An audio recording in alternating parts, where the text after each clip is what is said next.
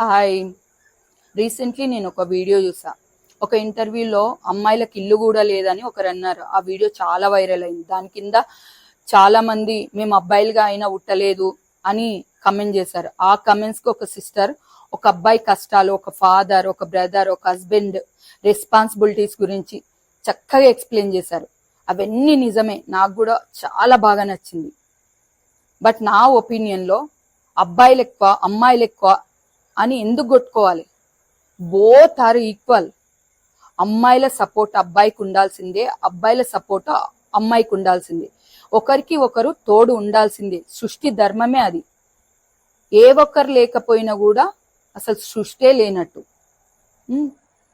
And అమ్మాయిలకు ఉండే కష్టాలు, అమ్మాయిలకు ఉండే బాధ్యతలు అమ్మాయిలకు ఉంటాయి. అబ్బాయిలకు ఉండే కష్టాలు, అబ్బాయిలకు ఉండే రెస్పాన్సిబిలిటీస్ అబ్బాయిలకు ఉంటాయి. ఒక తల్లి తండ్రి కలిసి పెంచితేనే ఒక కిడ్ చక్కగా పెరగగలుగుతాడు, సొసైటీకి రాగలుగుతాడు. చాలా మంది అమ్మాయిలకు కొన్ని పర్సనల్ టైమింగ్స్ లో లేదంటే కొన్ని సందర్భాలలో అబ్బాయిలుగా ఉట్టింటే బాగుండు అనిపించిండొచ్చు. అబ్బాయిలకు కూడా సమ్ టైమ్స్ అనిపిస్తుంది ఆ కష్టాలు భరించలేనప్పుడు అమ్మాయిలుగా ఉట్టింటే బాగుండు అని. బట్ అందులో తప్పు లేదు అనిపించింది.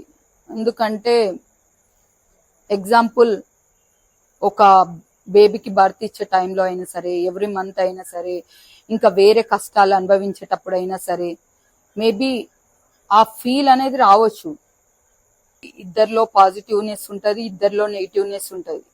సో ఎవరు ఎక్కువ కాదు, ఎవరు తక్కువ కాదు, బోత్ ఆర్ ఈక్వలే. సో అనవసరంగా మీరెక్కువ మేమెక్కువ అనుకుంటూ పోతే అది లైఫే అవ్వదు.